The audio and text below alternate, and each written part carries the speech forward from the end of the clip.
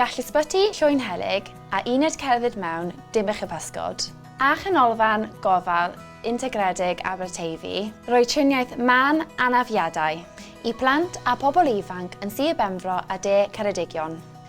Bu newidiadau dros dro i wasanaethau ysbyty plant yn Llwynhelyg sy'n meddwl bod eisiau i blant a salwch y gallai fod angen gweld meddygon ysbyty arbenigol, fynd i ysbyty Glangwili Caerfyrddin.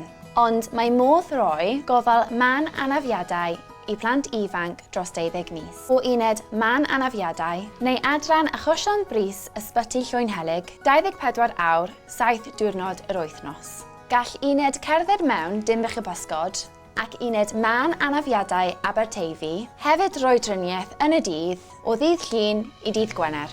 Gall ein tîmau medrus trin anafiadau fel man glwyf a man losg, brathiad pryfed, torasgwn os nad yw'n yn rhy wael, man anafiadau i'r pen a'r gwyneb, darnau estron yn y trwyn neu glist. Trowch at ein gwefan a chwiliwch am gwasanaethau plant am fwy o wybodaeth.